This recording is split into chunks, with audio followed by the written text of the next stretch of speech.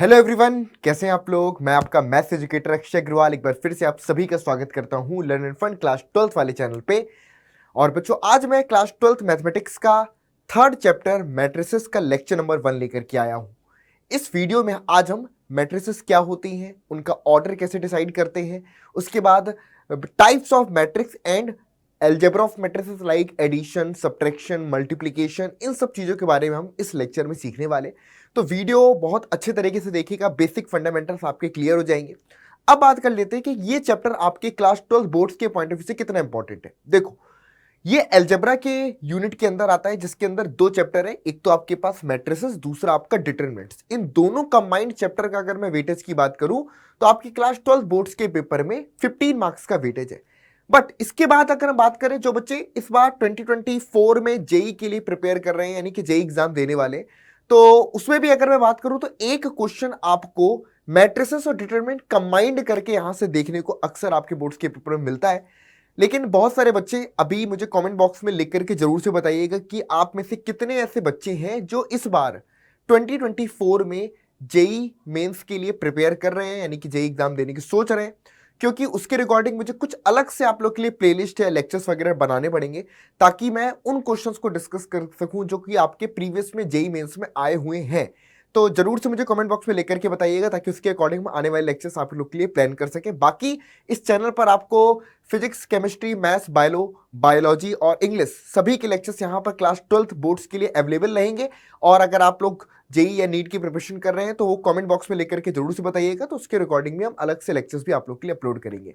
तो चलिए जी, स्टार्ट करते हैं। सबसे पहले इस चैप्टर में क्या क्या टॉपिक्स है जो हमें पूरे चैप्टर में कवर करना है, और आज मैंने बता ही दिया कि हम कौन से टॉपिक कवर करने वाले हैं।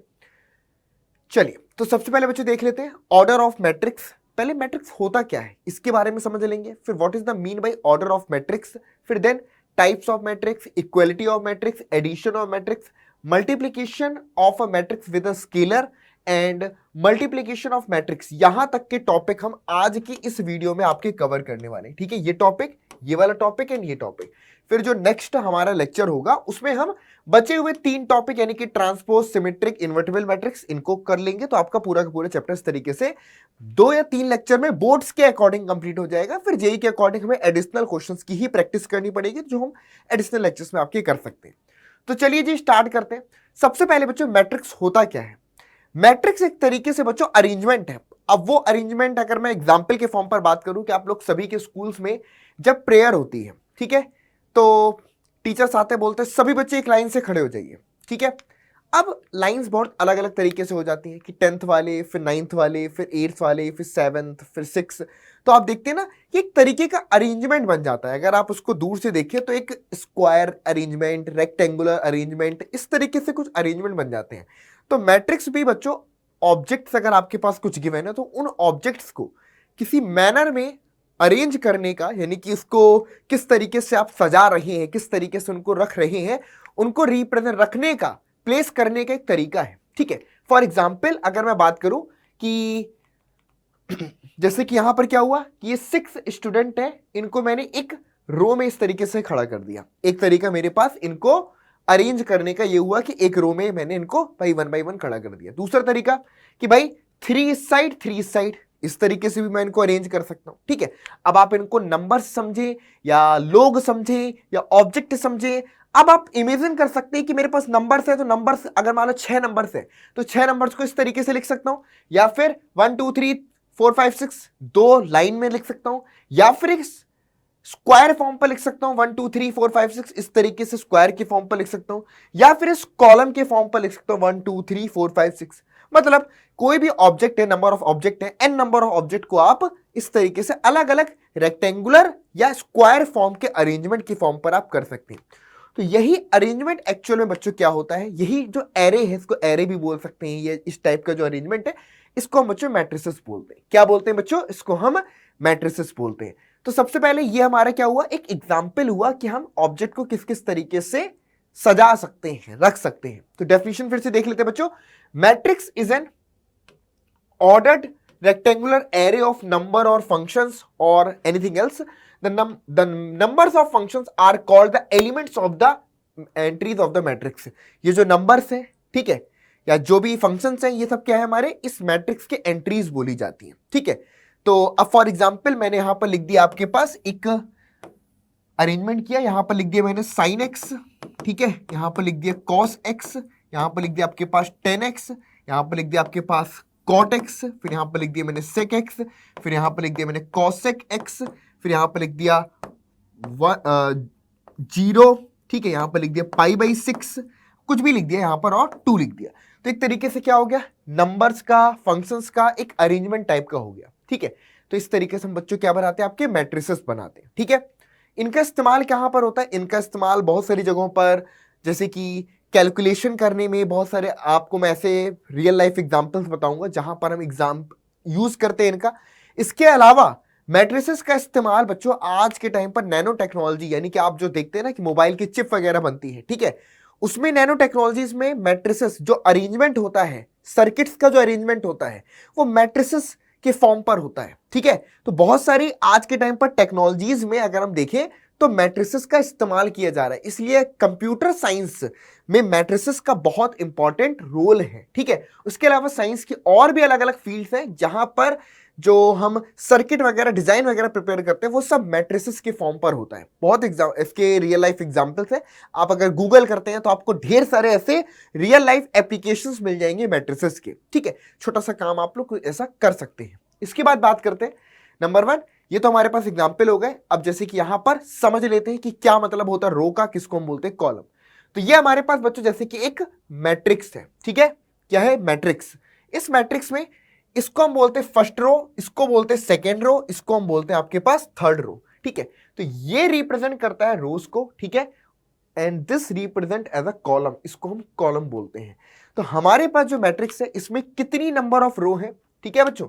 इसमें अगर मैं बोलूं तो नंबर ऑफ रो आपके पास यहां पर इस मैट्रिक्स में आपके पास है 1, 2 एंड 3, और कॉलम की बात करूं तो इसमें कॉलम कितने हैं बच्चों, तो कॉलम इसमें 1 एंड 2 कॉलम है। तो अगर आपसे पूछा जाए what is the order of this matrix, तो इस पर्टिकुलर मैट्रिक्स का ऑर्डर क्या होगा। अगर ये मैट्रिक्स आपके सामने है और पूछा जाए कि इस पर्टिकुलर मैट्रिक्स का ऑर्डर क्या होगा, तो सबसे पहले आप क्या देखोगे, नंबर ऑफ रोज कितनी है, तो टोटल 3 रोज है तो पहले लिखोगे 3। नंबर ऑफ कॉलम कितने हैं, तो आप ये क्रॉस का साइन बनाओगे, इसका मतलब मल्टीप्लाई नहीं करना है, सिर्फ क्रॉस का सिंबल बनाना है, 3 क्रॉस 2। तो हमारे पास मैट्रिक्स का ऑर्डर बच्चों 3 क्रॉस 2 है। अब आप यहां पर 3 क्रॉस 2 इंटू में 6 मत लिख देना कि 3 इंटू 2 6 आएगा, नहीं, आपको मैट्रिक्स का ऑर्डर पूछा जाए तो पहले आप लिखोगे number of row cross number of column, ठीक है। कैसे लिखना है बच्चों, row cross column, row cross column, ठीक है। इस तरीके से हम क्या कर सकते हैं बच्चों, मैट्रिक्स का ऑर्डर बता सकते हैं कि मैट्रिक्स का ऑर्डर क्या है, ठीक है जी। आई बात समझ में, क्लियर है, चलो बहुत बढ़िया। तो अगर मैं आपसे बोलूं कि if a matrix has 8 element, अगर किसी मैट्रिक्स में टोटल 8 एलिमेंट है, what are the possible order it can have, तो मैट्रिक्स के क्या क्या पॉसिबल ऑर्डर हो सकते हैं। तो समझिएगा टोटल नंबर ऑफ एलिमेंट जो है हमारे पास मैट्रिक्स में वो कितने हैं बच्चों, total number of element matrix में आपके पास 8 है, ठीक है जी। जैसे कि यहां पर आपने देखा कि टोटल 1, 2, 3, 4, 5, 6 एलिमेंट थे। तो ऑर्डर अगर 3 क्रॉस 2 है तो रिप्रेजेंट करता है कि 6 एलिमेंट है इसमें, ठीक है जी।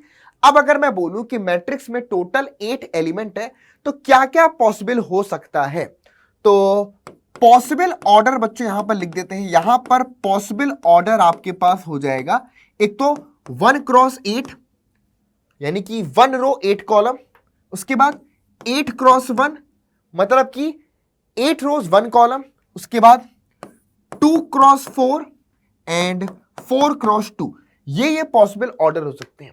1 क्रॉस 8, 8 क्रॉस 1, 2 क्रॉस 4, 4 क्रॉस 2, इसके अलावा और कोई पॉसिबल ऑर्डर नहीं हो सकता। क्या कोई और पॉसिबल ऑर्डर हो सकता है कि मल्टीप्लाई करें तो 8 आ जाए, नहीं ना। तो ये जो नंबर्स होते हैं ये आपके नेचुरल नंबर्स होते हैं, क्या होते हैं, नेचुरल नंबर्स। तो 1 cross 8, 8 cross 1, 2 cross 4, 4 cross 2, these are the possible order, यही पॉसिबल ऑर्डर यहां पर हो सकते हैं। चलिए एक छोटा सा क्वेश्चन है, आप लोग इसका आंसर मुझे फटाफट से कमेंट बॉक्स में लिख करके बताइएगा। ऑर्डर ऑफ द मैट्रिक्स, ये मैट्रिक्स आपके पास गिवन है, इस मैट्रिक्स का फटाफट से बताइए ऑर्डर क्या होगा, जल्दी जल्दी जल्दी फटाफट से आंसर करो। What is the order of this matrix, बहुत सिंपल है, पहली रो, दूसरी रो, तीसरी रो, तो 3 रोज हैं बच्चों यहां पर। और कॉलम देखते हैं, पहला कॉलम, दूसरा कॉलम, टोटल 2 कॉलम है, तो इसका ऑर्डर 3 क्रॉस 2 हुआ, तो ऑप्शन नंबर ए इसका राइट आंसर है। क्लियर है? Option number A 3 cross 2 is the right answer. इसके बाद आते a matrix having 10 elements then possible order of the matrix are. अगर एक मैट्रिक्स में टोटल 10 नंबर ऑफ एलिमेंट्स है तो इसके पॉसिबल ऑर्डर कितने होंगे, मतलब क्या होंगे, पॉसिबल ऑर्डर क्या क्या हो सकते हैं? 1 क्रॉस 10, 5 क्रॉस 2, 10 क्रॉस 1 या ऑल ऑफ द एबव? क्या होगा इसका करेक्ट आंसर? डेफिनेटली आपका आंसर होगा ऑल ऑफ द एबव, क्योंकि अगर टोटल 10 एलिमेंट्स है तो 10 एलिमेंट्स को आप किस किस तरीके से अरेंज कर सकते हैं? 1 रो 10 कॉलम में, या 10 रो 1 कॉलम में, या 2 रो 5 कॉलम में, या फिर 5 रो 10 कॉलम 2 कॉलम में। इस तरीके से अरेंज कर सकते हो, तो ये तीनों के तीनों पॉसिबल है ना? तो इस तरीके से ऑल ऑफ द एबव यहां पर इसका राइट आंसर होगा। क्लियर है? तो ये तो कहानी होगी बच्चों ऑर्डर ऑफ मैट्रिक्स के बारे में। ठीक है जी, अब बात करते हैं मैट्रिक्स का फॉर्मेशन, कि मैट्रिक्स का फॉर्मेशन हम कैसे करेंगे। सबसे पहली चीज यहां पर एक बहुत इंपॉर्टेंट चीज आपको बताना चाहूंगा। लेट सपोज ए आपके पास कोई मैट्रिक्स है, ठीक है, तो ध्यान से समझिएगा। A11, A12, A13, A21, A22, A23, A31, A32 and A33। ये क्या रिप्रेजेंट करता है बच्चों, है ना? ये रिप्रेजेंट करता है, वैसे हम यहां पर अगर एग्जाम्पल से देखें तो ज्यादा बेटर है, क्योंकि ये तो मैंने जेनेरिक लिख दिया है ना। यहां पर आपसे कुछ ऐसा बोला है कि 3 रो 2 कॉलम, 3 रो 2 कॉलम, तो उसको हम ऐसे लिख सकते हैं। हाँ जी, अब सही है। A11, A12, A21, A22, A31, A32, ठीक है। ये हमारे पास एक 3 क्रॉस 2 ऑर्डर की मैट्रिक्स है। कितने ऑर्डर की मैट्रिक्स है? 3 क्रॉस 2 ऑर्डर की मैट्रिक्स है। यहां पर अब ध्यान से समझिएगा, A11 क्या रिप्रेजेंट करता है? यहां पर बच्चों A11 रिप्रेजेंट करता है इस एलिमेंट के प्लेस को, कि ये एलिमेंट इस पूरी मैट्रिक्स में कहां पर अवेलेबल है। A11, 11 मतलब कि फर्स्ट रो फर्स्ट कॉलम, तो ये एक एलिमेंट है जो फर्स्ट रो फर्स्ट कॉलम का एलिमेंट है। ये दूसरा जो एलिमेंट है ये क्या रिप्रेजेंट कर रहा है? First row but second column का एलिमेंट है। ये A21 क्या रिप्रेजेंट कर रहा है? कि second row but first column का एलिमेंट है। A22 क्या रिप्रेजेंट कर रहा है? सेकेंड रो सेकेंड कॉलम का एलिमेंट है। A31 क्या रिप्रेजेंट कर रहा है? थर्ड रो फर्स्ट कॉलम का एलिमेंट। और 32 क्या रिप्रेजेंट कर रहा है? थर्ड रो सेकेंड कॉलम का एलिमेंट। तो ये एक तरीके से हमारे पास स्टैंडर्ड फॉर्म हुआ एक 3 क्रॉस 2 की मैट्रिक्स का। अब आपको गिवन है कि जो AIJ है, AIJ is equal to 1/2 I minus में 3J। इसको यहां पर I रिप्रेजेंट कर रहा है ith प्लेस, यानी कि रो की कौन सी प्लेस है? J कॉलम को रिप्रेजेंट कर रहा है। I किसको रिप्रेजेंट कर रहा है? I आपका रो को रिप्रेजेंट कर रहा है, और J यहां पर कॉलम को रिप्रेजेंट कर रहा है। ठीक है जी, हमें कुल मिलाकर के A11, A12, A21, A22, A31, A32 की वैल्यू चाहिए। तो सबसे पहले अगर मैं यहां पर A11 फाइंड करूं तो क्या होगा? I के प्लेस पर 1, J के प्लेस पर 1 अगर मैं यहां पर रखता हूं तो बन जाएगा 1/2। I के प्लेस पर 1 रखा, J के प्लेस पर 1 रखा, तो 1 माइनस का 3 बन गया। तो यहां से आपके पास 1/2, 1 माइनस 3 मतलब कि -2 आया। -2 की मैग्नीट्यूड यानी कि एब्सोल्यूट वैल्यू क्या बोलेंगे? प्लस का 2। तो यहां पर क्रॉस में 2 × 2 आपके पास 1 निकल करके आया। कितना आया बच्चों? 1 निकल करके आया। तो इस तरीके से A11 की वैल्यू आपके पास कितनी हो जाएगी? 1 हो जाएगी। अब अगर मैं यहां पर A12 निकालता हूं तो अब I के प्लेस पर 1 रखूंगा, J के प्लेस पर 2 रखूंगा, तो ये बन जाएगा आपके पास 1/2। I के प्लेस पर 1 रखा, J के प्लेस पर 2 रखा, तो 3 2 जा 6। यहां से बनेगा 1 माइनस का 6 करेंगे तो कितना आएगा? माइनस का 5, और एब्सोल्यूट वैल्यू यानी कि मॉडुलस लगा है तो प्लस का 5, तो यहां से आपके पास आ जाएगा 5/2। क्लियर है? अब इसी तरीके से बच्चों A21 अगर मुझे निकालना है, A21 मतलब कि I के प्लेस पर 2, J के प्लेस पर 1, तो बन जाएगा 1/2, I के प्लेस पर 2, J के प्लेस पर 1, तो अगेन 2 - 3 ये आपके पास -1, लेकिन मॉडुलस लगा है तो प्लस का 1 आएगा, तो ये आपके पास 1/2 हो गया। A22 की अगर मैं बात करूं तो क्या हो जाएगा? 1/2, I के प्लेस पर यहां पर 2 रहेगा, और जे के प्लेस पर 2, तो 3 2 जा 6, तो यहां से 2 माइनस 6 कितना हो गया, माइनस का 4, एब्सोल्यूट वैल्यू 4, तो 4/2 यानी कि आपके पास 2 आ जाएगा। इसके बाद A31 की अगर हम बात करें, ठीक है, A31 की बात कर लेते, तो A31 क्या हो जाएगा, 1/2, I के प्लेस पर 3 और J के प्लेस पर 1, तो 3 माइनस 3 ये कंप्लीटली 0 आ जाएगा। और A32 की अगर मैं बात करूं तो यहां पर क्या हो जाएगा, I के प्लेस पर 3 और J के प्लेस पर 3 2 जा 6 माइनस का, तो माइनस का 3 आया, माइनस का 3 और प्लस का हो जाएगा, तो 3/2 आ गया। तो हमने सभी एलिमेंट निकाल लिए। तो अब यहां पर अगर मैं मैट्रिक्स ए की बात करूं तो मैट्रिक्स ए क्या बन जाएगी, A11 is equal to 1, A12 is equal to 5/2, A21 is equal to 1/2, A22 is equal to 2, A31 is equal to 0 and A32 is equal to आपका 3/2। तो ये हमारे पास आपका मैट्रिक्स ए निकल करके आ जाएगी और ये हमारा आंसर है। इज इट क्लियर और नॉट, समझ में आया?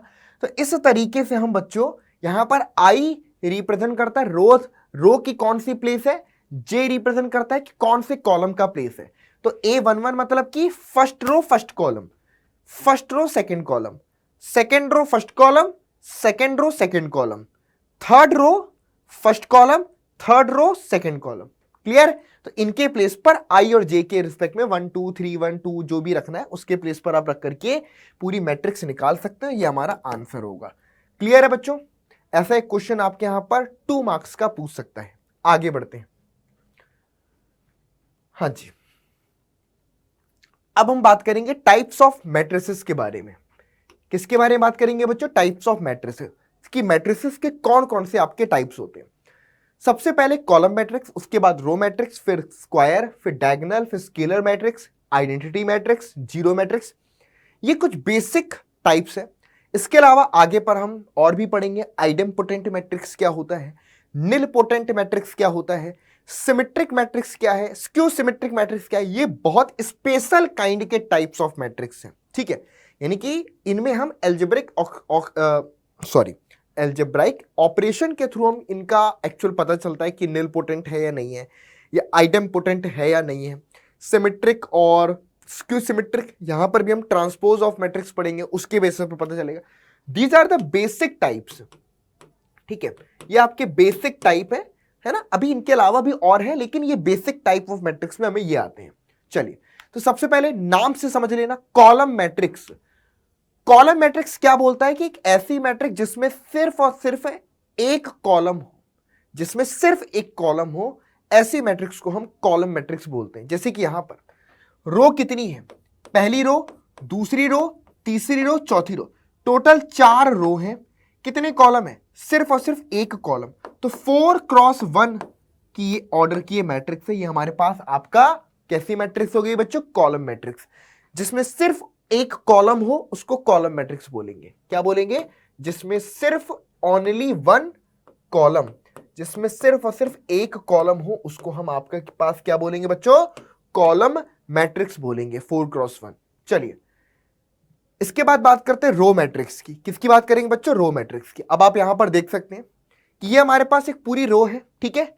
इसमें देख सकते हैं कि सिर्फ एक रो है, लेकिन कॉलम की बात करेंगे तो एक कॉलम ये, दूसरा कॉलम ये, तीसरा कॉलम ये और चौथा कॉलम ये। तो आप देख सकते हैं इस पर्टिकुलर मैट्रिक्स का ऑर्डर कितना है, 1x4। इसका ऑर्डर 1x4 है। तो हम यहां पर देख सकते हैं रो मैट्रिक्स की क्या खासियत है, जिसमें सिर्फ और सिर्फ एक ही रो होती है, ओनली 1 रो, केवल और केवल एक ही रो हो उसको हम रो मैट्रिक्स बोलते हैं। इसके बाद तीसरे नंबर पे आते हैं स्क्वायर मैट्रिक्स की, जिसमें number of row and number of columns बराबर हो। ऐसी मैट्रिक्स जिसमें number of row and number of column आपके इक्वल हो, ऐसी मैट्रिक्स को हम आपके पास स्क्वायर मैट्रिक्स बोल सकते हैं। देख सकते हैं यहां पर पहली रो, दूसरी रो, तीसरी रो, टोटल 3 रो हो गई। पहला कॉलम, दूसरा कॉलम एंड तीसरा कॉलम। तो इस तरीके से इस पर्टिकुलर मैट्रिक्स का ऑर्डर आप देख सकते हैं 3x3 है। क्या है बच्चों, 3x3, ठीक है। तो हम यहां पर बोल सकते हैं कि कोई भी मैट्रिक्स जिसका ऑर्डर n x n हो उसको हम आपका स्क्वायर मैट्रिक्स बोलेंगे। अब n की वैल्यू कोई भी नेचुरल नंबर हो सकता है, 1x1, 2x2, 3x3, 4x4, 5x5, 6x6, कुछ भी हो सकता है, ठीक है। तो ये हमारे पास आपके पास स्क्वायर मैट्रिक्स को रिप्रेजेंट करता है, किसको? स्क्वायर मैट्रिक्स को। क्लियर है? चलिए नेक्स्ट में आते हैं बच्चों, इसका नाम है डायगोनल मैट्रिक्स। बड़ी ही सुंदर और इंपॉर्टेंट मैट्रिक्स है आपकी डायगोनल मैट्रिक्स, बड़े काम की है।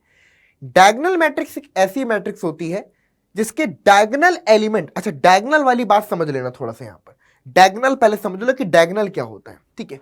जैसे कि आपके पास अगर कोई स्क्वायर मैट्रिक्स है, ये कैसी मैट्रिक्स है? Square matrix.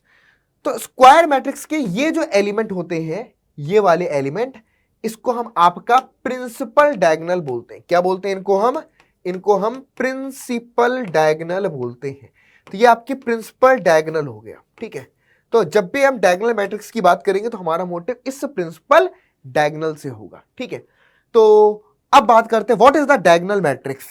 डायगोनल मैट्रिक्स एक टाइप के स्क्वायर मैट्रिक्स है जिसके प्रिंसिपल डायगोनल के एलिमेंट्स के अलावा बाकी सारे एलिमेंट जीरो होते हैं। प्रिंसिपल डायगोनल में कम से कम एक ऐसा एलिमेंट होगा जो नॉन जीरो होगा, बाकी सारे एलिमेंट प्रिंसिपल डायगोनल के अपार्ट जो होंगे वो सारे के सारे आपके जीरो होंगे। जैसे कि आप यहां पर देख सकते हैं, ठीक है।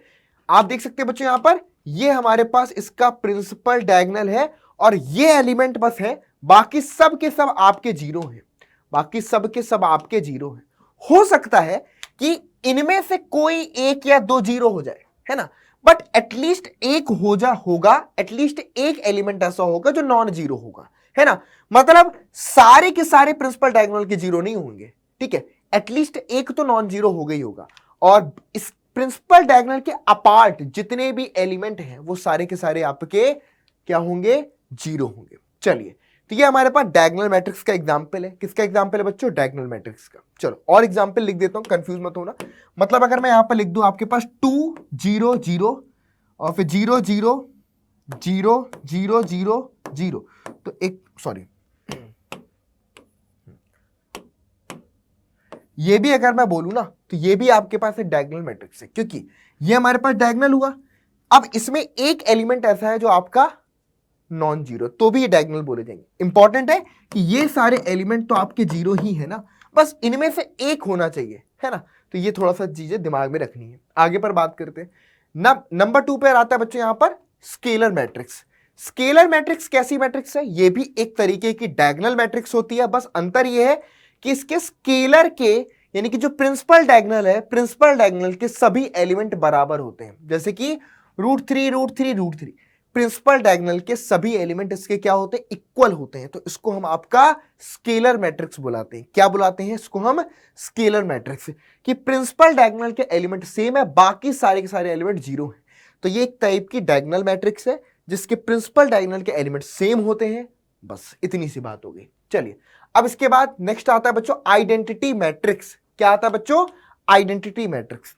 आइडेंटिटी मैट्रिक्स एक तरीके की स्केलर मैट्रिक्स होती है, बट इंपॉर्टेंट क्या है कि इसके प्रिंसिपल डायगोनल के जो एलिमेंट है वो सारे के सारे 1 होते हैं। जैसे कि यहां पर 1 1 1, ये हमारे पास क्या हो गई बच्चों? आपकी आइडेंटिटी मैट्रिक्स ऑफ ऑर्डर 3, है ना। इसको डायरेक्टली हम ये नहीं बोलेंगे कि 3x3 ऑर्डर की आइडेंटिटी मैट्रिक्स है। इसको सिंपल लैंग्वेज में भी बोल सकते हैं कि ऑर्डर 3 की आइडेंटिटी मैट्रिक्स, ऑर्डर 3 की आइडेंटिटी मैट्रिक्स। इसी तरीके से इसको जो हम 1 0 0 1, इसको हम ऑर्डर 2 की आइडेंटिटी मैट्रिक्स बुलाते हैं। और ये तो आपको पता ही होगा, ये ऑर्डर 1 का आइडेंटिटी मैट्रिक्स है, 1x1, ठीक है।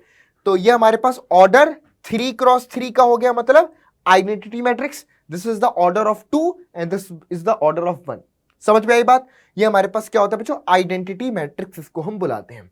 क्लियर है यहां पर? चलिए, अब इसके बाद बारी आती है बच्चों जीरो मैट्रिक्स की। इसके बाद बारी आती है बच्चों जीरो मैट्रिक्स। जैसा नाम वैसा काम, जो बिल्कुल जीरो हो वो जीरो मैट्रिक्स होती है। अगर किसी मैट्रिक्स के, ध्यान समझिएगा, अगर किसी मैट्रिक्स के सभी एलिमेंट, सारे के सारे एलिमेंट अगर उस मैट्रिक्स के जीरो है तो उसको हम जीरो मैट्रिक्स बोलेंगे। अब इसका ऑर्डर कुछ भी हो सकता है, इसका ऑर्डर कुछ भी हो सकता है, लेकिन अगर सारी की सारी एंट्रीज किसी मैट्रिक्स की जीरो है तो वो हमारी जीरो मैट्रिक्स बोली जाती है। उसको हम क्या बोलेंगे? उसको हम आपका जीरो मैट्रिक्स बोलेंगे। क्या बोलेंगे? उसको हम आपका जीरो मैट्रिक्स बोलेंगे। It is clear? 0 0 0 0 0 0 all set, समझ में आ गया बच्चों? चलिए अब इसके बाद बात करते हैं इक्वालिटी ऑफ टू मैट्रिसेस, कि भाई दो मैट्रिक्स आपके पास है। फॉर एग्जाम्पल मैंने यहां पर आपके सामने एक मैट्रिक्स लिख दिया A11 A12, एक सेकेंड सुंदर से लिख देता हूं, A11 A12 A13, ठीक है, और A21 A22 और A23, ये आपके पास एक मैट्रिक्स A है, ठीक है जी। अब मैं आपसे पूछूं कि इस मैट्रिक्स का ऑर्डर क्या है, तो आप सिंपली बोलोगे पहली रो दूसरी रो, दो रो है, कितने कॉलम? 1 2 3, 3 कॉलम, तो 2 क्रॉस 3 की ये हमारे पास एक मैट्रिक्स है। अब मैं आपसे बोल रहा हूं कि हमारे पास मान लो एक मैट्रिक्स और है जिसका नाम है B। इसमें कैसे एलिमेंट है? इसमें B11 B12 B13 और B21 B22 एंड यहां पर आपके पास B23, ये हमारे पास आपका सेकेंड मैट्रिक्स B है। अब आप यहां पर ध्यान से समझिएगा कि this is the matrix A and this should be the matrix B। थोड़ा सा ध्यान से समझना, 2 क्रॉस 3, दोनों मैट्रिक्स के ऑर्डर तो सेम है ना, आप लोग देख सकते हैं दोनों मैट्रिक्स के ऑर्डर तो सेम है। अगर हमारे पास दो सेम ऑर्डर की मैट्रिक्स है, कैसी? दो सेम ऑर्डर की मैट्रिक्स है और उन सेम ऑर्डर की मैट्रिक्स के करस्पॉन्डिंग एलिमेंट बराबर हो, मतलब A11 इक्वल टू B11 हो, A12 इक्वल टू B12 हो, A21 सॉरी हाँ जी यहां पे लिख लें दो, A11 इक्वल A12, हाँ, A13 इक्वल टू B13 हो, उसके बाद A21 इक्वल टू B21 हो, A22 इक्वल टू B22 हो और A23 इक्वल टू B23 हो। मतलब उनके करस्पॉन्डिंग एलिमेंट अगर बराबर है, समझ रहे हो, करस्पॉन्डिंग एलिमेंट अगर उन सेम ऑर्डर की मैट्रिक्स के बराबर है, तब हम ऐसी मैट्रिक्स को आपका इक्वल मैट्रिक्स बोलेंगे। उस केस में हम क्या बोलेंगे? A equal to B if corresponding element, यानी कि एक तो सबसे पहली बात इनका ऑर्डर सेम हो, है ना। कैसे होना चाहिए? ये आपके सेम ऑर्डर के होने चाहिए। अगर सेम ऑर्डर की दो मैट्रिक्स है और उन मैट्रिक्स के करस्पॉन्डिंग एलिमेंट बराबर है, तब हम बोलेंगे कि वो दोनों मैट्रिक्स आपकी इक्वल है। क्या होंगे? दोनों मैट्रिक्स आपकी इक्वल है। तो ये हमारे पास इक्वलिटी ऑफ मैट्रिक्स के बारे में था। अब इस पर बेस्ड एक छोटा सा सवाल देखते हैं कि find the values of A B C X Y and Z. हमको A B C X Y and Z की वैल्यू निकालनी है और आपके पास एक मैट्रिक्स ये है और एक दूसरी मैट्रिक्स आपके पास ये गिवन है। अब ध्यान से समझना। तो बच्चों सबसे पहले आपको पता है, अगर बोल रहा है कि ये दोनों मैट्रिक्स बराबर है, क्योंकि बीच में क्या साइन लगा? इक्वल का, इन दोनों के बीच में इक्वल का साइन लगा, मतलब बराबर है। तो एक्स वाई जेड की वैल्यू, तो आपको पता है बच्चों कि पहला एलिमेंट पहले एलिमेंट के बराबर, तो इस means x plus 3 must be equal to 0। तो यहां से x must be equal to -3, x -3 के बराबर होगा।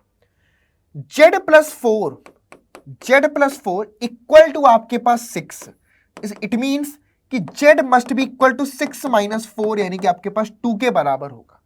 उसके बाद 2y माइनस में 7 must be equal to 3y minus का 2, 3y माइनस में 2, सिंप्लीफाई करो तो यहां से बन जाएगा आपके पास 2y माइनस में 3y, माइनस का 7 इधर कर दो तो प्लस का 7 माइनस का 2, तो इधर से आ जाएगा माइनस में y इक्वल टू प्लस का 5, इंप्लाइज दैट कि y इक्वल टू माइनस में 5, तो y की वैल्यू माइनस का 5 आ गई। ठीक है, इसी तरीके से बच्चों a माइनस 1 इक्वल टू -3, तो a माइनस 1 को हम लिख सकते हैं -3 के बराबर, तो यहां से a must be equal to -3 plus 1, तो a की वैल्यू आपके पास माइनस में 2 आ जाएगी। a की वैल्यू आपके पास माइनस में 2। It is clear? यहां तक सही है। इसी तरीके से आप 2c प्लस 2 को 0 के बराबर रख दोगे, 2c प्लस 2 को 0 के बराबर, तो 2c equal to -2 and c must be equal to -1, तो c की वैल्यू आपके पास -1 के बराबर आ जाएगी। इसके अलावा और क्या दिख रहा है? b बच रहा है क्या? a, हाँ, b -3 equal to 2b plus 4, b minus 3 equal to 2b plus 4। तो ध्यान से समझे ना, यहां से b माइनस में 2b इक्वल टू 4 प्लस में 3, तो यहां से आ जाएगा माइनस b इक्वल टू आपके पास 7, और इट इज इंप्लाइज दैट कि b इक्वल टू माइनस में 7। तो हमने यहां पर आपका a b c x y z सबकी वैल्यूज यहां पर निकाल ली है। ठीक है, z की भी निकल आई, बहुत बढ़िया। ये निकल आई x की, ये निकल आई z की, यहां से निकल आई y की, इधर से निकली a, इधर से निकला b और इधर से निकला c। तो बस सिंपली मैट्रिक्स को बराबर रख के हम, मतलब करस्पॉन्डिंग एलिमेंट को बराबर रख करके हम यहां पर क्या निकाल सकते हैं कि a की वैल्यू, b की वैल्यू, c की वैल्यू, x की वैल्यू, y की वैल्यू, z की वैल्यू, सबकी वैल्यू निकाल सकते हैं। ठीक है जी, आगे बात समझ में, इक्वालिटी ऑफ मैट्रिक्स सबको क्लियर है। चलिए आगे बात करते हैं। अब इसके बाद बात करेंगे एडिशन ऑफ मैट्रिक्स के बारे में कि दो मैट्रिक्स का एडिशन कब पॉसिबल है। बहुत सिंपल सी बात है, जैसे कि फिर से एक एग्जांपल लेता हूं। एक मैट्रिक्स ए है जिसके एलिमेंट है a11, a12, a13, बहुत बढ़िया। b11, सॉरी ऐसे नहीं, हाँ, a21, a22, a23, a23 clear है। कितने ऑर्डर की मैट्रिक्स है भैया? 2x3, 2x3 की मैट्रिक्स है। दूसरी एक मैट्रिक्स आपके पास B है, कितने ऑर्डर की? सेम ऑर्डर की, B11, B12, B13। आगे पर B21, B22 and B23, same order की 2x3 की ये भी आपके पास मैट्रिक्स है। तो जब दो सेम ऑर्डर की मैट्रिक्स A और B आपके पास है, तब A प्लस बी हमारे पास क्या होगा? A प्लस बी हमारे पास क्या होगा? तो उसको सिंपली लिख देंगे, A11 प्लस में आपके पास B11, A12 प्लस में आपके पास B12, A13 प्लस में आपके पास B13, और नीचे पर A21 प्लस में आपके पास B21, A22 प्लस में आपके पास B22, A23 प्लस में आपके पास B23। यानी कि सिंपली करस्पॉन्डिंग एलिमेंट को ऐड कर देना है। पहले एलिमेंट को पहले के साथ में, दूसरे को दूसरे के साथ में, तीसरे को तीसरे के साथ में। ठीक है, अगली रो पे आ जाओ। इसको इसके साथ में, इसको इसके साथ में, और इसको इसके साथ में। बस इंपॉर्टेंट है कि दोनों मैट्रिक्स का ऑर्डर सेम होना चाहिए। इसका ऑर्डर 2x3 है तो दूसरी का भी ऑर्डर 2x3। सेम ऑर्डर की ही मैट्रिक्स को हम ऐड कर सकते हैं या फिर सब्ट्रैक्ट कर सकते हैं। जैसे यहां पर मैंने a प्लस बी किया है, मान लो यहां पर माइनस होता तो क्या होता? इनके बीच में माइनस, इधर पे माइनस, इधर पे माइनस, यहां पे माइनस, यहां पे माइनस, यहां पे माइनस। सिंपली जिस ऑर्डर में माइनस कर रहे हो तो उधर से उधर के एलिमेंट को माइनस करते जाना। तो ये हमारे पास addition and subtraction of two matrix हो सकता है। ठीक है, आई बात समझ में बच्चों? क्लियर है? तो एक एग्जांपल देख लें। आ जाओ फटाफट से बताओ a प्लस बी क्या होगा। ठीक है, a प्लस बी हमें बताना है, फटाफट से देखना। √3 प्लस 2। अच्छा पहले ऑर्डर देख लो, ऑर्डर पहले देख लेना, कहीं गलती मत कर देना। पहली रो, दूसरी रो, दो रो, 1 2 3, 3 कॉलम, 2x3, 1 2, 2 रो, 1 2 3, 3 कॉलम। बेटा ये 1/2 है, ये मत समझते ना सर जी ये डबल है ना, 1/2 है। ठीक है, ऑर्डर सेम है। ठीक है जी, बहुत बढ़िया। अब देखो √3 plus 2, √3 plus 2, 1 plus √5, 1 plus √5, -1 plus 1 0, 2 minus 2 0, 3 plus 3 6, 0 plus 1/2 1/2। चलिए, तो ये हमारे पास आपका a प्लस बी निकल करके आया। क्या आ गया हमारे पास? ये हमारे पास सिंपली a प्लस बी निकल के आया। It is clear? किसी को भी यहां पर किसी भी तरीके का कोई डाउट?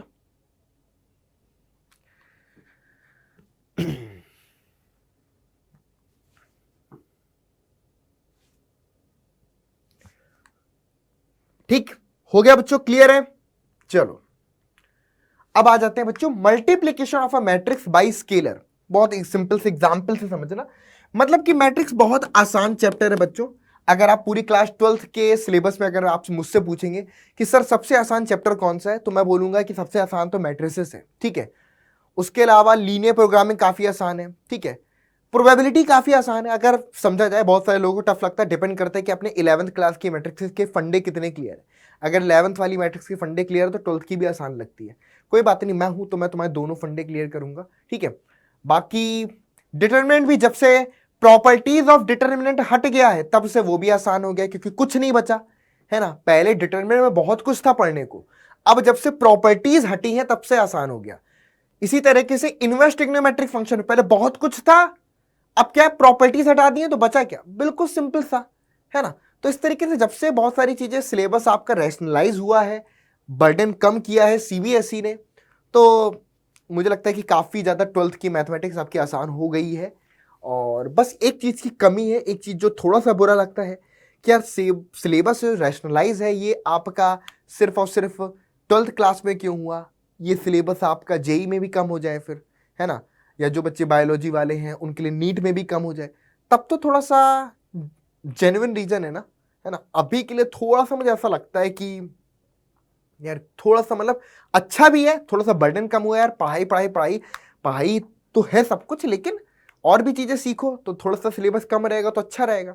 कमेंट बॉक्स में लिख करके बताना कि आप लोग की क्या ओपिनियन है। मुझे तो ऐसा लगता है कि अगर बोर्ड्स का कम कर रहे हैं तो शायद जेई और नीट पर भी थोड़ा सा फोकस करके उसको भी इसी के अकॉर्डिंग रैशनलाइज करना चाहिए।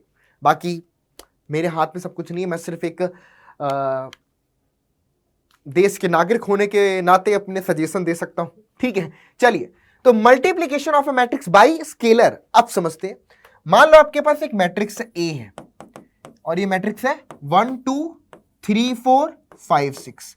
बताओ कितने ऑर्डर की है, कितने ऑर्डर की है, 1 2 3 4 5 6, 1 2 3 रो, कितने कॉलम, 1 2 2 कॉलम, 3 क्रॉस 2 की मैट्रिक्स है। अब मैं आपसे बोलूं कि बताओ भैया 5 टाइम्स ऑफ ए क्या होगा।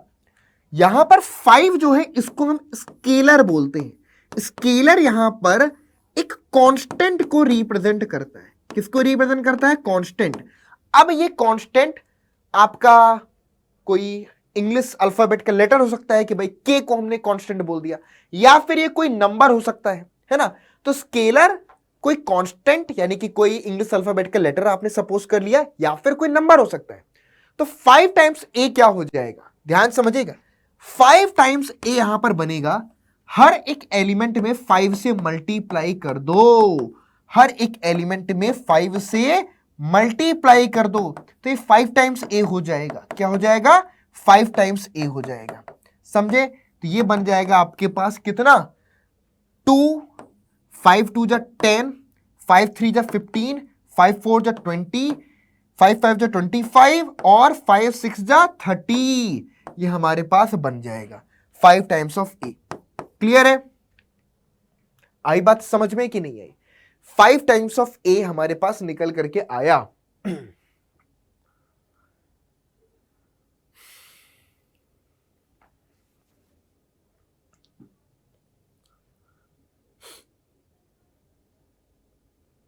क्लियर है, कोई दिक्कत। इसके बाद आ जाते हैं डिफरेंस ऑफ मैट्रिसेस। तो डिफरेंस तो मैंने बता ही दिया, ठीक है। डिफरेंस मतलब कि ए माइनस में बी, बाकी सब चीज सेम है कि आपने वहां पर वो कर लिया। चलो ओके, ये तो क्लियर है, कर लोगे, अच्छा इसको कर लो, ये क्वेश्चन बढ़िया है, ठीक है। डिफरेंस भी हो जाएगा और एक क्वेश्चन के अलग से समझ में भी आ जाएगा, ठीक है। आ जाइए, एक मैट्रिक्स है, बी एक मैट्रिक्स है, ऑर्डर क्या है इनका देखना, इसका 2 रो 3 कॉलम तो 2 क्रॉस 3, 2 रो 3 कॉलम तो 2 क्रॉस 3, यानी कि ये सारी प्रोसेस एडिशन और सब्ट्रैक्शन की, ये जो भी है सेम ऑर्डर की मैट्रिक्स पर ही पॉसिबल है, ठीक है। तो यहां पर बच्चों अब देखना, सबसे पहले हमें क्या करना है, 2 टाइम्स ऑफ ए। तो बताओ 2a क्या होगा, हर एक एलिमेंट को 2 से मल्टीप्लाई कर दो, 1 2 जा 2, 2 2 जा 4, 2 3 जा 6, 2 2 जा 4, 2 3 जा 6, 2 1 जा 2, ये हमारे पास 2a हो गया, ठीक है। इसके बाद आपके पास ये b है। तो कुल मिलाकर के अगर हमें यहां पर 2a माइनस में b निकालना है, तो 2 में से माइनस करेंगे b का एलिमेंट 2 माइनस 3, 4 में से माइनस करेंगे आपके पास 1 को तो प्लस का 1, 6 में से माइनस करेंगे तो 6 माइनस 3 हो गया, 4 में से माइनस करेंगे तो 4 प्लस 1 हो गया। उसके बाद हाँ जी 6 में से 0 को माइनस करेंगे, ठीक है। उसके बाद 2 में से 2 को माइनस करेंगे, सही है जी। 2 minus 3, 4 plus 1, 6 minus 3, 4 plus 1, 3 minus sorry इधर से करो ना, बार बार कंफ्यूज हो रहा हूं। 4 प्लस 1, 6 माइनस 0, 2 माइनस 2, और सही है सब, हाँ बढ़िया, बहुत बढ़िया, शानदार, जबरदस्त, जिंदाबाद।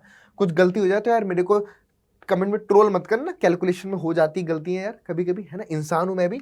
तो 2 - 3 आपके पास -1, 4 + 1 5, और 6 - 3 आपके पास 3, 4 + 1 आपके पास 5, ठीक है, 6 - 0 आपके पास 6, 2 - 2 आपके पास 0। तो ये हमारे पास आ गई 2a माइनस में b। क्लियर है?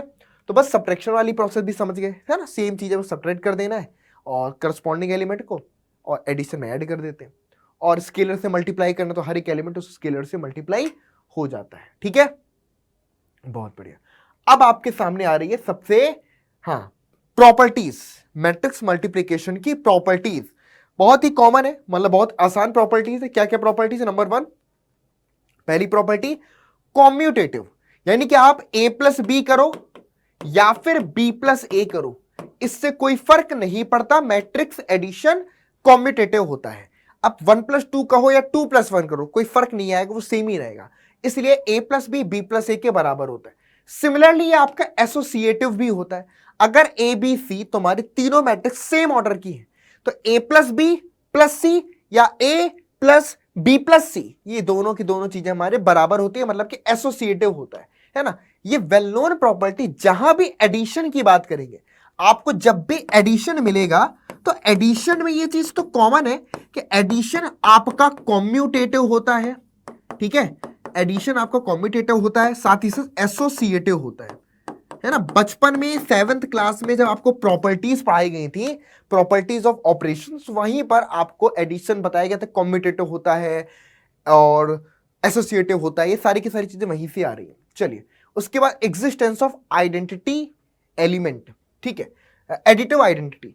अगर कोई मैट्रिक्स आपके पास ए है, ठीक है, तो हमें उसी ऑर्डर की एक जीरो मैट्रिक्स मिल जाएगी जिसके लिए a + o a + 0 a के बराबर होगा। यहां पर ये आपका जीरो मैट्रिक्स को रिप्रेजेंट करता है। किसको रिप्रेजेंट करता है? ये आपका जीरो मैट्रिक्स को रिप्रेजेंट करता है। तो कोई भी मैट्रिक्स आपके पास है, आपको उसी सेम ऑर्डर की जीरो मैट्रिक्स ले लो, तो वो उस पर्टिकुलर मैट्रिक्स की एडिटिव आइडेंटिटी बोली जाएगी। क्या बोली जाएगी? Additive identity. कि पर्टिकुलर मैट्रिक्स में एडिटिव आइडेंटिटी मैट्रिक्स ऐड करने पर आपको वही मैट्रिक्स मिल जाएगी। एग्जाम्पल के फॉर्म पर आपके पास है 1 2 3 4। अब इसमें मैं आपका ऐड कर दूं इसी ऑर्डर की जीरो मैट्रिक्स, तो आपको 1 2 3 4 मिल जाएगा। तो ये 0 0 0 0 ये इस पर्टिकुलर मैट्रिक्स की एडिटिव आइडेंटिटी बोली जाएगी। क्या बोली जाएगी? Additive identity. बहुत ही आसान चीजें हैं ये, ठीक है, क्लियर है? इसी तरह किसी मैट्रिक्स में उस मैट्रिक्स के निगेटिव से ऐड करने पर, मैट्रिक्स में उसके निगेटिव ऐड करोगे तो क्या मिलेगा? 0 मिलेगा। तो ये हमारे पास एडिटिव इनवर्स बोला जाता है। तो अगर मैं बोलूं additive inverse, additive inverse of A equal to minus of A, किसी मैट्रिक्स का एडिटिव इनवर्स आपका उसका माइनस ऑफ ए के बराबर होता है। किसके बराबर होता है बच्चों? माइनस ऑफ ए के बराबर होता है। एडिटिव इनवर्स आपका माइनस ऑफ ए के इक्विवेलेंट होता है। ठीक है जी, चलिए अब इसके बाद बात करते हैं सिंपली कि स्केलर है ये कोई। अब a + b में किसी स्केलर से मल्टीप्लाई करोगे तो ka+ में kb के बराबर बन जाएगा। ठीक है, वो स्केलर पहले a में फिर b में मल्टीप्लाई होकर के दोनों को ऐड कर दो, बहुत सिंपल है। उसके बाद दो स्केलर का सम है, ठीक है, एक k और l दो स्केलर है। अब दो स्केलर के सम में तुम a मैट्रिक्स से ऑपरेट करोगे तो ये ka+ में la के बराबर हो जाएगा, है ना। मतलब आपके पास लिखा है 2 + 3 और आपने एक मैट्रिक्स 8 से मल्टीप्लाई किया, तो ये सिंपली आपके पास 2a प्लस में आपके पास 3a के बराबर होगा, जो कि बहुत ही कॉमन अलजेब्रा है। ठीक है, कॉमन अलजेब्रा आप यहां पर फील कर पा रहे हैं, जो कि ये होती है। ठीक है बच्चों, ये सिंपल चीज जो हम नंबर्स के लिए जानते हैं वही चीज यहां पर अप्लाई हो रही है। ठीक है, और ये चीज यहां पर हो गई। अब नेक्स्ट में ये क्वेश्चन है आपके पास जो कि इंपॉर्टेंट है। इस क्वेश्चन को के थ्रू में बहुत कुछ सीखने को मिलेगा। ए एक मैट्रिक्स है, बी एक और मैट्रिक्स है, then find the matrix X. आपको एक ऐसी मैट्रिक्स एक्स बताना है सच दैट कि 2a+ में 3x बराबर 5b, 2a+ में 3x बराबर 5b। तो सबसे पहली चीज यहां पर हो क्या रहा है, यहां पर हो रहा है एडिशन। ए को एक्स को ऐड करके बी मिल रहे हैं। इसका मतलब क्या हुआ, जो ऑर्डर मैट्रिक्स ए का होगा, कितना है 1 2 3 3 क्रॉस 2, इसका कितना है 3 क्रॉस 2, वही ऑर्डर हमारे पास मैट्रिक्स एक्स का होगा। यानी कि मैट्रिक्स एक्स जो होगी उसका भी ऑर्डर 3 क्रॉस 2 होगा। तो यहां पर लिख देते हैं बच्चों 3 क्रॉस 2 ऑर्डर की matrix A11 A12 A21 A22 और A31 A32। ये हमारे पास 3 क्रॉस 2 ऑर्डर की एक मैट्रिक्स है। ध्यान से समझिएगा। आपको पता है कि 2A प्लस में 3x बराबर आपका 5 टाइम्स b है, पक्का। ये जो 2A है इसको इधर ले जाओ, तो 3 टाइम्स x बराबर 5b माइनस में आपका 2 टाइम्स ऑफ a आ जाएगा, ठीक है। और आपको x निकालना है, तो x बराबर ये 3 जो मल्टीप्लाई में स्केलर है इसको इधर डिवाइड में ले जाओ, तो 1/3 और बन जाएगा 5b माइनस में 2a के बराबर। कितना बन जाएगा 5b माइनस में 2a के बराबर। क्लियर है? हाँ जी। तो x must be equal to 1/3 और 5b माइनस में आपका 2 टाइम्स ऑफ a। चलिए सो अब यहां से अगर हम देखें तो 5 टाइम्स ऑफ b क्या होगा, 5 टाइम्स ऑफ b बनेगा 5 2 जा 10 माइनस 10, 5 4 जा 20, 5 2 जा 10, 5 5 जा 25 और 5 1 जा 5, 5b हो गया। अब उसके बाद 2a अगर मैं पूछूं तो क्या हो जाएगा, 2a निकालना, 8 2 जा 16 और यहां पे 0, फिर यहां पर 4 2 जा 8 और उसके बाद माइनस में 4, उसके बाद 3 2 जा,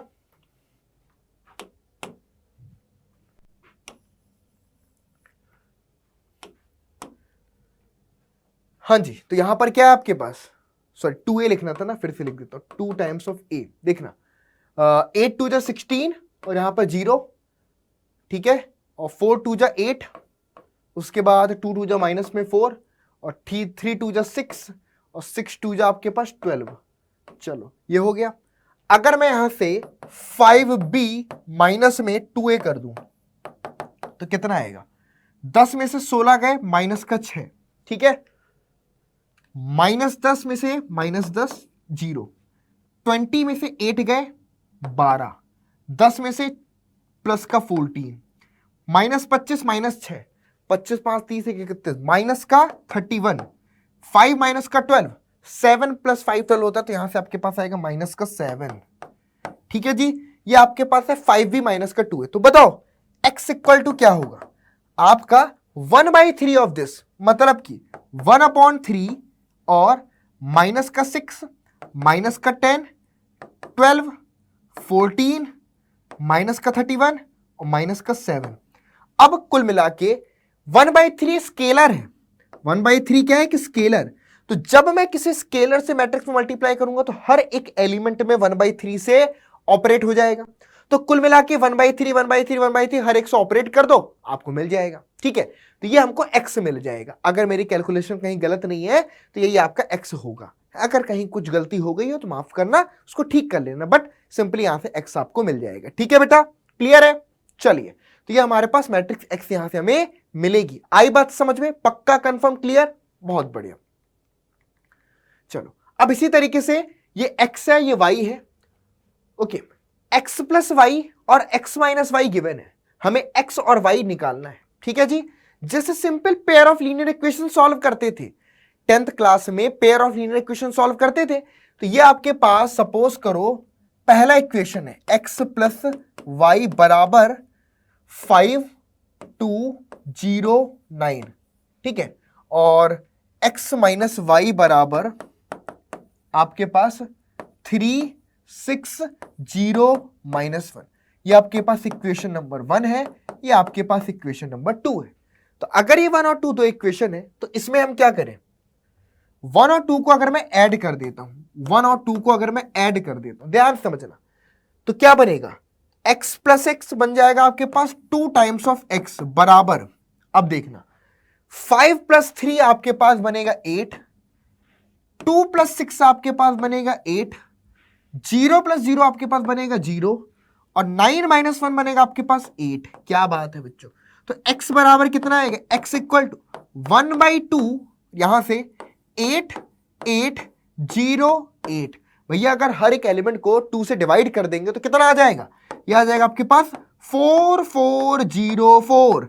हमारे पास x निकल करके आ गया, क्या आ गया, x हमको निकल करके आ गया 4404। इट इज क्लियर और नॉट, 4404 ये हमको x निकल करके आ गया। इसके बाद बात करते हैं बच्चों, 1 और 2 को ऐड किया था, अब हम क्या करेंगे, 1 और 2 को सब्ट्रैक्ट कर देंगे, 1 को 2 से सब्ट्रैक्ट, तो ये कैंसिल, 2 टाइम्स ऑफ y बराबर 5 में से 3 गया 2 आया, 2 में से 6 गया माइनस का 4 आया, 0 आया, 9 प्लस 1 10 आया आपके पास। ठीक है, तो यहां से y बराबर कितना आएगा आपके पास, ये बन गया 1 माइनस 2 0 और आपके पास 5, ये हमारे पास y निकल करके आ गया। क्लियर है, 1 माइनस 2 0 और 5 आई बात समझ में, दिस इज अवर y, ये हमको y निकल करके यहां पर आ गया। तो इस तरीके से x y x plus y x minus y ऐसी चीजें हम यहां पर ऐसे निकाल सकते हैं। इट इज क्लियर, सिंपल है, बहुत बढ़िया, समझ में आ गया, कोई डाउट किसी को भी, हाँ जी पक्का। यार वीडियो में कमेंट बॉक्स में लिख करके यार बताया करो तुम, ठीक है, फीडबैक दिया करो, बहुत दुख होता है जब फीडबैक नहीं आते ना, तो लगता है कोई देख ही नहीं रहा है, बस मैं किसी को ऐसे ही बता रहा हूँ, ठीक है, इसीलिए लेक्चर थोड़ा सा धीमे हो जाते हैं।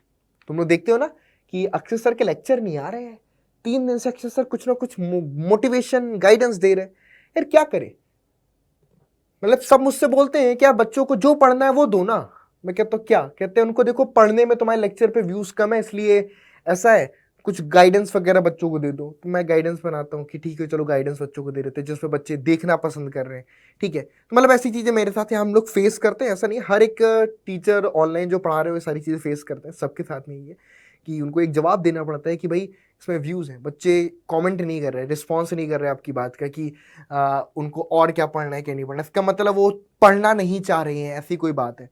तो मतलब ऐसी चीज़ें होती है, फिर हमें लगता है और हमसे बोलो, हमसे होता है कि अब आपको ना कुछ लेक्चर नहीं दे करके बच्चों को जो पढ़ना है वो चीज़ दे दो, आप गाइडेंस दे दो उनको, तो तमाम चीज़ें तो होता है इसी तरीके से, आपको सीक्वेंस में फिर कुछ गाइडेंस देखने लग जाते हैं। लगातार आपने 2-3 वीडियोस देखी होंगी, सेव टू योर क्लास 12, तो ये सब चीज़ें उसी का पार्ट होती हैं। तो आई होप आप लोग समझे और इस चीज़ की रिस्पेक्ट में अपना फीडबैक जरूर दें, क्योंकि एक सिस्टम एग्जिस्ट तभी करता है जब दो लोग आपस में एक दूसरे को कंट्रीब्यूट कर रहे हो, हम आपको पढ़ा के कंट्रीब्यूट कर रहे हैं, तो आप कम से कम हमारा फीडबैक अपना दे करके, वीडियोस को शेयर करके, लाइक करके अपना कंट्रीब्यूशन दे सकते हैं और यही सिस्टम आगे लेकर के जाता है। ठीक है, चलिए हाँ जी, तो बच्चों ये एक और क्वेश्चन है यहाँ पर इसी से रिलेटेड। क्वेश्चन क्या है, find the values of x and y from the following equation. अब यहां पर एक्स और वाई की वैल्यू निकालनी है इक्वेशन से। ये हमारे पास मैट्रिक्स है, ये दूसरी मैट्रिक्स है, ये बराबर में गिवन है, एक्स और वाई हमें बताना है। बहुत सिंपल है, सबसे पहले ये 2 से इसको मल्टीप्लाई कर लेंगे तो क्या हो जाएगा, ये बन जाएगा आपके पास 2x, 5 2 जा 10, 2 7 जा 14, 2y माइनस में 6, ओके, प्लस में ये एज इट इज 3 माइनस 4 1 और 2 इक्वल टू 7 15 6 एंड 14। ठीक है जी, देखो अब ऐड कर दो 2x प्लस 3, ठीक है, 10 माइनस 4 6 बन गया, 14 प्लस 1 15 बन गया, 2y माइनस 6 और प्लस 2 तो माइनस 6, 2y माइनस 6 प्लस 2 तो बन जाएगा आपके पास 2y माइनस में 4। बहुत बढ़िया, और ये बन गया 7 6 15 और 14।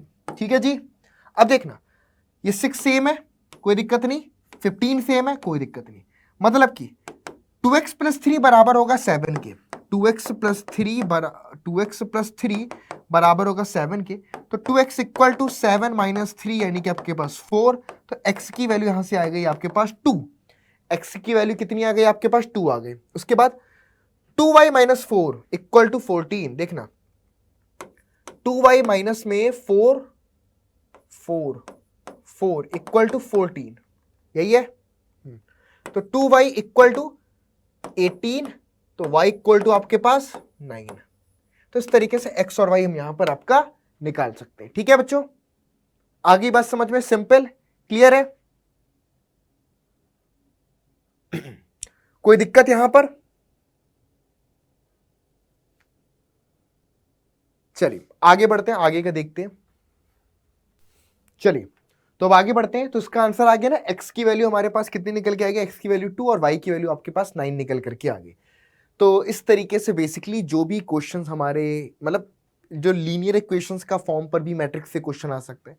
तो ये पूरी अलजेब्रा आपकी काफी ज्यादा इस्तेमाल होती है और एक दो क्वेश्चन आपको 2 या 3 मार्क्स के यहाँ से देखने को बोर्ड्स में मिलेंगे। और जेई और नीट पे कैसे आएंगे, सॉरी नीट नहीं, जेई में कैसे आएंगे वो अभी हम आगे पर डिस्कस भी करेंगे। चलिए अब बात करते हैं बच्चों नेक्स्ट इंपॉर्टेंट चीज जिसका नाम है मल्टीप्लीकेशन ऑफ मैट्रिक्स। ये यहां पर काफी ज्यादा आपका इंपॉर्टेंट है, ठीक है। और सबसे ज्यादा बच्चों को जो तकलीफों का सामना करना पड़ता है वो इन्हीं चीजों में है कि मैट्रिक्स का मल्टीप्लिकेशन कैसे होगा, ठीक है। तो कोई दिक्कत नहीं, अभी अपन समझ लेते हैं कि मैट्रिक्स मल्टीप्लिकेशन कैसे करना है। एक तो सबसे इंपॉर्टेंट चीज क्या है कि पॉसिबल कब है, जैसे कि हमने एडिशन में देखा कि दो मैट्रिक्स का एडिशन तब पॉसिबल था जब उन दोनों मैट्रिक्स में आपका ऑर्डर सेम था, ठीक है। लेकिन मैट्रिक्स मल्टीप्लिकेशन में जरूरी नहीं कि ऑर्डर सेम हो। यहां पर मैट्रिक्स का मल्टीप्लिकेशन हो सकता है, लेकिन इंपॉर्टेंट है कि अगर फॉर एग्जांपल एक मैट्रिक्स आपके पास ए है और इस पर्टिकुलर मैट्रिक्स का ऑर्डर आपके पास m क्रॉस n है, यानी कि मैट्रिक्स ए में m रो है n कॉलम है, और एक दूसरी मैट्रिक्स आपके पास b है जिसका ऑर्डर n क्रॉस l है। तो बच्चों ध्यान से समझिए, दो मैट्रिक्स का मल्टीप्लिकेशन ए बी तभी पॉसिबल होता है जब पहली मैट्रिक्स के नंबर ऑफ कॉलम दूसरी मैट्रिक्स के नंबर ऑफ रो के बराबर हो। जैसे कि यहां पर ये n है, इधर भी n है, तो ए बी पॉसिबल होगा और ए बी का ऑर्डर m क्रॉस l के बराबर आएगा। किसके बराबर आएगा? m क्रॉस l के बराबर। आई बात समझ में? तो अब यहां से समझ लेना कि दो मैट्रिक्स का मल्टीप्लिकेशन कब पॉसिबल है, जब उनका पहली मैट्रिक्स मतलब कि अगर आप ए बी कर रहे हो तो ए के नंबर ऑफ कॉलम बी के नंबर ऑफ रो के बराबर होने चाहिए, ठीक है। फॉर एग्जाम्पल मैट्रिक्स ए है आपके पास जिसका ऑर्डर 2 क्रॉस 3 है, मैट्रिक्स बी है आपके पास जिसका ऑर्डर आपके पास 3 क्रॉस 2 है, मैट्रिक्स सी है आपके पास जिसका ऑर्डर 2 क्रॉस 3 है। तो अब आप इसमें से बताइए कि कौन कौन से मल्टीप्लिकेशन पॉसिबल है। क्या a इंटू बी पॉसिबल होगा? क्या a इंटू बी पॉसिबल होगा? क्यों? क्योंकि a के नंबर ऑफ कॉलम b के नंबर ऑफ रो के बराबर है, इसलिए ए बी मैट्रिक्स का प्रोडक्ट पॉसिबल होगा। और ए बी जो मैट्रिक्स बन के आएगी उसका जो ऑर्डर होगा वो 2 क्रॉस 2 के बराबर होगा। किसके बराबर होगा? 2 क्रॉस 2 के। अब बताइए क्या ए सी पॉसिबल होगा? ए सी पॉसिबल है, चेक करना। ए की कॉलम है 3, सी के कॉलम है 2, तो हम क्या बोलेंगे कि इसके नंबर ऑफ कॉलम इसके नंबर ऑफ रो के बराबर नहीं है, इसलिए ए सी आपका पॉसिबल नहीं होगा, not possible. A C product possible नहीं होगा। लेकिन क्या बी सी पॉसिबल होगा? अगर आप चेक करो, बी के नंबर ऑफ कॉलम सी के नंबर ऑफ रो के बराबर है, बी के नंबर ऑफ कॉलम सी के नंबर ऑफ रो के बराबर है, इसलिए बीसी मैट्रिक्स का प्रोडक्ट आपका पॉसिबल है, ठीक है। बीसी मैट्रिक्स का प्रोडक्ट आपका पॉसिबल है और बीसी का ऑर्डर 3 क्रॉस 3 के बराबर होगा। तो आप लोग देख सकते हैं ए बी पॉसिबल होगा, ए सी पॉसिबल होगा, बीसी पॉसिबल होगा, ये ऑर्डर पॉसिबल है, ये मतलब कि प्रोडक्ट आपके पॉसिबल है, ठीक है। अब जरा आप मुझे बताओ क्या बी ए प्रोडक्ट पॉसिबल होगा? बी और ए का प्रोडक्ट पॉसिबल होगा, चेक करना। बी का ऑर्डर है 3 क्रॉस 2, अब आपको बी ए करना है, तो बी का ऑर्डर कितना है बच्चों? बी का ऑर्डर है आपके पास 3 क्रॉस 2 और ए का ऑर्डर कितना है बच्चों आपके पास? ए का ऑर्डर 2 क्रॉस 3 है। तो बी के नंबर ऑफ कॉलम ए के नंबर ऑफ रो के बराबर होना चाहिए, तो बिल्कुल सही। तो बी ए हमारे पास 3 क्रॉस 3 की मैट्रिक्स बनेगी। अब आप खुद देख सकते हो, जहां पर ए बी का ऑर्डर 2 क्रॉस 2 था और बी ए का ऑर्डर 3 क्रॉस 3 है, इसका मतलब है कि जरूरी नहीं है कि दो मैट्रिक्स का मल्टीप्लिकेशन कॉम्यूटेटिव हो, कि ए बी और बी ए दोनों बराबर हो। देख सकते हो क्यों? क्योंकि ए बी आ रही 2x2 की मैट्रिक्स और बी ए आ रही है 3x3 की मैट्रिक्स। तो ऐसा भी जरूरी नहीं है कि ए बी और बी ए दोनों सेम हो। ठीक है, तो यहां पर सबसे पहली चीज हम यहां पर यही समझेंगे कि मल्टीप्लीकेशन पॉसिबल कब है। ठीक है, तो एग्जाम्पल समझते हैं। यहां पर आपके पास एक मैट्रिक्स सी है, इसका ऑर्डर कितना है? पहली रो, दूसरी रो, दो रो, कॉलम, पहला कॉलम, दूसरा कॉलम, तीसरा कॉलम, 2x3। दूसरी मैट्रिक्स, पहली रो, दूसरी रो, तीसरी, तीन रो, दो कॉलम, 3x2। तो अब आप देख सकते हैं कि मैट्रिक्स सी का ऑर्डर है आपके पास 2x3 और मैट्रिक्स डी का ऑर्डर है आपके पास 3x2। तो ये चीज सेम होनी चाहिए, ये सेम होनी चाहिए, यहां 3 तो यहां 3। तो अब आपके पास जो सी डी मैट्रिक्स बनेगी उसका ऑर्डर 2x2 के बराबर होगा। किसके बराबर होगा? आपका 2x2 के बराबर होगा। तो अब हम यहां पर सी डी मैट्रिक्स का प्रोडक्ट कर सकते हैं। ठीक है, चलिए अब सी डी मैट्रिक्स का प्रोडक्ट होगा कैसे? बहुत ध्यान से यहां पर समझिएगा। मैट्रिक्स मल्टीप्लिकेशन में सबसे ज्यादा बच्चे गलती करते हैं, उनको मैट्रिक्स मल्टीप्लिकेशन नहीं बनता है। तो मैं तुम्हें ध्यान से समझा रहा हूं, एक एक चीज को बहुत अच्छे से समझना। अगर मुझे सी को डी से मल्टीप्लाई करना है तो सबसे पहला काम आपको ये जो सी मैट्रिक्स इसको दो बार लिख लेना है। ठीक है, तो सी डी के लिए इसको दो बार लिख लेंगे। कैसे? ऐसे समझना, 1 -1 और 2, उसके बाद 0 3 एंड 4, एक बार लिखा। सिमिलरली एक बार और लिख लेना है आपका 1 -1 और आपके पास 2, फिर यहां पर 0 और 3 एंड 4। समझ गए? ध्यान समझना, दो बार क्यों लिख रहे हैं? क्योंकि अगर आप ध्यान से देखो तो ये वाली मैट्रिक्स है जिसका ऑर्डर है 2x3 और दूसरी वाली मैट्रिक्स है जिसका ऑर्डर है 3x2। तो जो सी डी हमको मिलेगा वो कितने ऑर्डर का होगा? कितने ऑर्डर का होगा? 2x2 ऑर्डर का। कितने? 2x2 ऑर्डर का। तो जब 2x2 की मैट्रिक्स है, जब 2x2 की मैट्रिक्स है तो अगर मैं सी डी का प्रोडक्ट कर रहा हूं तो सी को दो बार लिख देना है। कितनी बार? दो बार। एक बार यहां पर लिखा, एक बार यहां पर लिखा, लिख लिया, कोई दिक्कत नहीं है। अब देखना, अब यहां पर क्या होगा? ये जो हमारे पास इस मैट्रिक्स का पहला कॉलम है क्या है? 2 -1 और 5। ध्यान समझना, आपको सिंपली 2 यहां लिखना है, -1 ऐसे और 5। और इसी तरीके से दूसरा कॉलम यहां पर क्या है? 7 1 -4, 7 1 -4। बहुत ध्यान से समझना इस चीज को, गहराई से। ये एक बार समझ गए तो तुम्हारे लिए आसान हो जाएगा। अब क्या करोगे? सी डी के लिए इस पूरे 2 का पूरे कॉलम में मल्टीप्लाई, तो 2 1 जा 2 और यहां पर 0। -1 का पूरे कॉलम में मल्टीप्लाई, -1 -1 1, -1 3, माइनस का 3, 5 2 जा 10, 5 4 जा 20, हो गया। बहुत बढ़िया। 7 1 जा 7 और यहां से आया 0। उसके बाद 1 -1 बन गया यहां पर और 1 यहां से बन गया आपके पास 3, -4 2 जा माइनस में 8 और -4 4 जा माइनस का 16। ये कर लिया। अब देखना क्या होगा, सबको कर दो ऐड, ऐड ऐड, एडिशन और यहां पर प्लस, यहां पे प्लस, यहां पे भी प्लस, यहां पर भी प्लस और यहां पे भी प्लस, सबको कर दो ऐड। तो बताओ बच्चों, एडिशन करने से हमें क्या मिल रहा है? 2 + 1 3, 3 + 10 13, 20 - 3 आपके पास बना 17, -8 -1 माइनस का 9, माइनस का 9, माइनस का 9 प्लस का 7 माइनस का 2, 16 माइनस का 16 प्लस का 3 माइनस का 13। ये हमको मैट्रिक्स का प्रोडक्ट सीडी निकल करके आ गया। मैट्रिक्स का प्रोडक्ट हमको सीडी निकल करके आ गया। अब ऐसे तुम्हें किसी ने नहीं बताया होगा, ये ऐसे मैं बता रहा हूं जिस तरह, ठीक है। तो जब आपको पता चला कि 2x2 की मैट्रिक्स बन रही है तो सीडी कर रहे हो तो जो लेफ्ट से पहला है उसको दो बार लिख लिया क्योंकि 2x2 की मैट्रिक्स बन रही है, ठीक है। और हमेशा जो मैट्रिक्स मल्टीप्लिकेशन होगा वो स्क्वायर मैट्रिक्स आएगा, ठीक है, पक्का? नहीं नहीं नहीं नहीं नहीं, ऐसा कोई जरूरी नहीं है।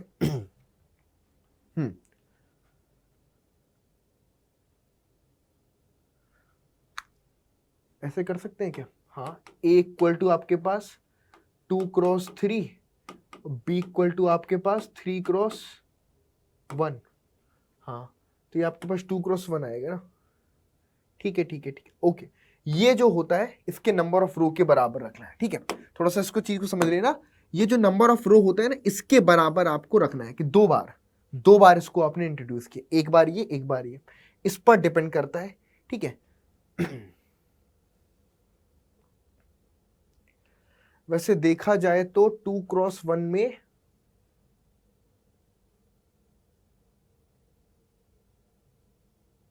कॉलम कितना आएगा, एक एग्जांपल से देखना पड़ेगा। आई थिंक कितने नंबर ऑफ कॉलम आएंगे किस पर डिपेंड कर रहा है। अब समझ गया मैं, कितने नंबर ऑफ कॉलम आएंगे कॉलम पर डिपेंड करता है ना। रुक जाना मैं अब क्लियर बताता हूं। अब जैसे कि मान लो यहां पर ए का ऑर्डर है 2x3, बी का ऑर्डर 3x1, तो अगर आप ए बी करोगे तो कितने नंबर ऑफ कॉलम आएंगे आपके पास, ये 2x1 की बनेगी, एक ही तो कॉलम आएगा। जब एक कॉलम आएगा तो उसका मतलब है इसको आपको एक बार रखना पड़ेगा। तो कुल मिलाकर के CD में जो भी आपके पास प्रोडक्ट बनना है उसमें नंबर ऑफ कॉलम कितने हैं, जितने नंबर ऑफ कॉलम है उतनी बार आपको उसको रखना है, ठीक है, उतनी बार आपको उसको रखना है नंबर ऑफ कॉलम में, है ना। कितने नंबर ऑफ कॉलम है उसके बार, है ना। थोड़ा सा मुझे यहाँ पर हल्का सा माइंड में आया, आई थिंक अब सही है। चलिए, तो इस तरीके से हम इसको निकाल सकते हैं। बाकी एक और तरीका भी तुम्हें बता दूंगा, और आसान तरीका जो है वो ये है कि आप ऐसे समझो कि ये आपके पास CD है, और आसान तरीका देखना 1 -1 आपके पास 2, फिर 0 3 और आपके पास 4, ठीक है। और D आपके पास है यहां पर, ऐसे समझना 2 -1 और आपके पास यहां पे 5 है, उसके बाद यहां पर 7 और ये 1 और ये आपके पास 4। तो शॉर्टकट ऐसे समझ सकते हो आप कि CD अगर आपको निकालना है तो क्या करोगे, सबसे पहले ये वाला पूरा कॉलम पकड़ा और इस पूरे कॉलम को आपने जाके ऐसे लेटा दिया, मतलब कि 2 -1 और 5, ये पूरा कॉलम ऐसे उठाया और ऐसे लेटा दिया, ठीक है जी। ये कॉलम को ऐसे उठाया और ऐसे लेटा दिया, ठीक है। अब पहली रो आपकी कैसे बन गई, 2 1 जा 2, यहां से 0 -1 आपके पास बन गया यहां से प्लस का 1, और यहां से बन गया माइनस का 3, और 5 2 जा 10 प्लस का 10, और 5 4 जा 20। क्लियर है ऐसे, तो यहां से आए। सिमिलरली अब दूसरी बार में क्या करोगे, इसको हटा दो, है ना। अब दूसरे वाले कॉलम को लाना है, ये वाले कॉलम को उठाया और यहां पर रख दिया, यानी कि 7 1 और आपके पास 4। चलो, फिर आपने इसको रख दिया, फिर ऐसे मल्टीप्लाई यहां पर कर दिया, ठीक है। तो बस यही प्रोसेस है, 2 बार आपको करनी है तो आपके पास निकल करके आ जाएगा। तो इस तरीके से मैट्रिक्स का मल्टीप्लीकेशन आपका पॉसिबल होता है, मल्टीप्लीकेशन ऑफ 2 मैट्रिक्स, ठीक है जी। तो यही चीज थी। अब यहां पर जो मैट्रिक्स मल्टीप्लिकेशन की जो आपकी प्रॉपर्टीज वगैरह है, ठीक है, वो प्रॉपर्टीज कौन कौन सी होती हैं उनके बारे में और कुछ क्वेश्चन इनसे रिलेटेड वो हम आपका नेक्स्ट क्लास में डिस्कस करेंगे। तो आज की क्लास में बच्चों हम इतने ही रखने वाले हैं, ठीक है। और कोई भी डाउट हो आपको किसी भी तरीके का, फटाफट से मुझे आप कमेंट बॉक्स में लिख करके बताना। अगर इशू होगा मैट्रिक्स मल्टीप्लिकेशन की रिकॉर्डिंग तो इस पर एक लेक्चर हम और कर लेंगे। तो आज की क्लास में बच्चों इतनी रखते हैं, ठीक है, और मिलते हैं नेक्स्ट क्लास में, ठीक है जी। और कोई भी डाउट हो तो जरूर से कमेंट बॉक्स में लिख करके बताइएगा, और वीडियो को लाइक करना, चैनल को सब्सक्राइब करना बिल्कुल ना भूलें। Thank you so much to everyone.